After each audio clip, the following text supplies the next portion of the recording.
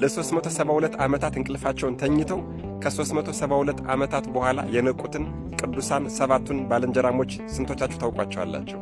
ነገ ጥር 13 ከዘመነ ሰማዕታት እስከ ዘመነ ጻድቃን ድረስ ታሪካቸውና ዝናቸው የተዘረጋ በዳኪዎስ ዘመነ መንግሥት ሕዝቡም ነገሥታቱም መኳንንቱም ሹማምንቱም ይወዳቸውና ያከብሯቸው የነበሩ ሰባቱ ባልንጀራሞች፣ ሰባቱ ጓደኛሞች፣ ሰባቱ ቅዱሳን። ክርስቲያናዊ ወዳጅነት ምን ማለት እንደሆነ ማወቅና መረዳት የምትፈልጉ ሰዎች ይሄ ቪዲዮ ለእናንተ ነው። አደራ ይሄ ቪዲዮ የደረሳችሁ ሰዎች በሙሉ በደንብ አድርጋችሁ ኮፒ ሊንክ አድርጉልኝ። ለቤቱ አዲስ ሆናችሁ ፎሎ ማድረግ እንዳይረሳ። በ3ኛው መቶ ክፍለ ዘመን ንጉሡ ዳኪዎስ እምነቱን ክዶ ወደ ጣዖት አምልኮ በተገለበጠበት ጊዜ እነዚህን ሰባት ባልንጀራሞች እጅግ በጣም ይወዳቸውና ያከብራቸው ስለነበረ ወደ ቤተ መንግሥቱ አስጠርቶ ለጣዖት እንዲሰግዱ ካልሆነ ግን እንደሚቀጣቸው ነገራቸው። ከዚያም ዛሬ ባትወስኑም የምታስቡበት 7 ቀን ልስጣችሁ ብሎ አሰናበታቸው። እነዚህ ቅዱሳንም እሱ ካሰናበታቸው በኋላ በአንድ ላይ ተማከሩና እንዴት ለጣዖት እንሰግዳለን፣ ጣዖት እንዴት እናመልካለን ብለው ሰባቱም ባልንጀራሞች ያላቸውን ሀብትና ንብረት ለችግረኞች መጽውተው የተወሰነች ሳንቲም ብቻ ይዘው ወደ በረሃ ሄዱና በአንድ ዋሻ ውስጥ ገብተው ተቀመጡ። ንጉሡም ወደ ጦርነት ሄዶ ነበርና ከ7 ቀን በኋላ ከጦርነት ሲመለስ እነዚህን 7 ባልንጀራሞች መልሳቸውን ሊሰማ ፈልጎ አስፈለጋቸው፣ ነገር ግን አላገኛቸውም። እነዚህ ቅዱሳንም እዚያ ዋሻ ውስጥ ተቀምጠው በጾም በጸሎት በስግደት እየተጋደሉ እያለ ሰባቱን ባልንጀራሞች ዕጣ ተጣጥለውና ተራ አውጥተው በየቀኑ አንዳንድ ሰው እየወጣ እየሄደ እራት ዳቦ እየገዙ ይመለሱ ነበረ። ይህንን የተመለከተ አንድ የበግ እረኛ ብቻ ነበር። ሌላ ሰው ግን ያሉበትን ቦታ ማንም አያውቅም ነበር። ታዲያ እነዚህ ሰባቱ ባልንጀራሞች በየቀኑ በየተራ እየወጡ ዳቦ ሲገዙ እንደነገርኳችሁ ይሄ የበግ እረኛ ብቻ ይከታተላቸው ነበረ። ታዲያ ከዕለታት አንድ ቀን ግን አንደኛ ወንድማቸው ወደ ከተማ ወጥቶ ዳቦ እየገዛ እያለ ንጉሡ ዳኪዎስ ከጦርነት ተመልሶ እነሱን እያስፈለገ እንደሆነ ሰምቶ መጥቶ ለወንድሞቹ ነገራቸው። ከዚያች ቀን በኋላ ግን ከዚያች ዋሻ ውስጥ ከዚያች በዓት ውስጥ ላይወጡ ተነጋገሩ። ልዑል እግዚአብሔርም ይህንን ጽናታቸውን ተመልክቶ እንቅልፋቸውን እንዲተኙ አድርጓቸዋል። እንቅልፋቸውን ከተኙ በኋላ ግን አልነቁም።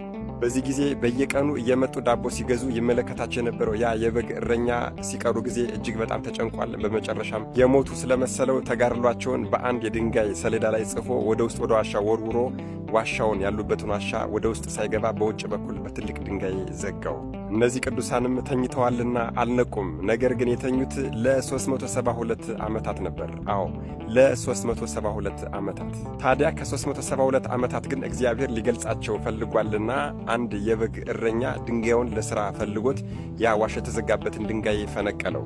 ታዲያ እነዚህ ባልንጀራሞች ገና የተረዱት ነገር የለም። መልካቸው የወጣት ነው፣ ዕድሜያቸው ግን ወደ 400 ዓመት ተጠግቶ ነበር። አዎ እንደ ንጉሡ እንደ አቤሜሌክ ለብዙ ዓመታት መተኛታቸው አልታወቃቸውም እና ለነሱ አንድ ቀን ተኝተው የተነሱ መስሏቸዋልና ተረኛው ዳቦ ገዢ ማን ነው ተባብለው ብድግ ብሎ አንዱ እራት ሊገዛ ወደ ከተማ ወጥቷል። እንግዲህ አሁን ችግሩ የሚፈጠር እዚህ ላይ ነው። አዎ እሱ ዳቦ ሊገዛበት እራት ሊገዛበት ይዞት የወጣው ሳንቲምና አሁን ማህበረሰቡ እየተጠቀመበት ያለው ሳንቲም ይለያይ ነበረ። አዎ እሱ የያዘው ሳንቲም ከ400 ዓመታት በፊት የነበረ የዳኪዎስ ምስል ያለበት የዳኪዎስ ስም ያለበት ሳንቲም ነበር። በዚህም የተነሳ በነጋዴዎቹና በዳቦ ሻጮቹ የተደበቀ የከበረ ገንዘብ አግኝተሃል ተብሎ ወደ ንጉሥና ወደ ሊቀ ጳጳሱ ተከሶ ተወሰደ።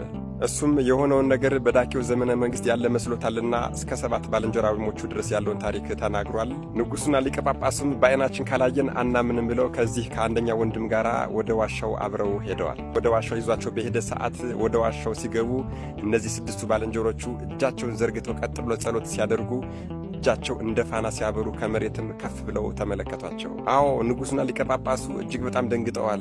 7ቱም ባልንጀራሞች ጸሎት ሲያደርጉ ፊታቸው እንደ ፋና ያበራ ነበር። በመጨረሻም ንጉሡና ሊቀ ጳጳሱ ተማጽነው ወደ ኤፌሶን ወደ ቤተ መንግሥት ወስደዋቸዋል። በዚያም በቤተ ክርስቲያን ላይ ተቀምጠው ለ7 ቀናት ያክል ድውያንን እየፈወሱ ሙታንን እያስነሱ ድንቅ ድንቅ ተአምራትን እያደረጉ ከቆዩ በኋላ በዚያ ዘመን ትንሣኤ ሙታን የለም የሚሉ የተነሱ መናፍቃንንም አሳፍረው የሃይማኖት ትምህርትንም አጽንተው ጥር 13 ቀን ከዚህ ዓለም ልፋትና መከራ አርፈዋል።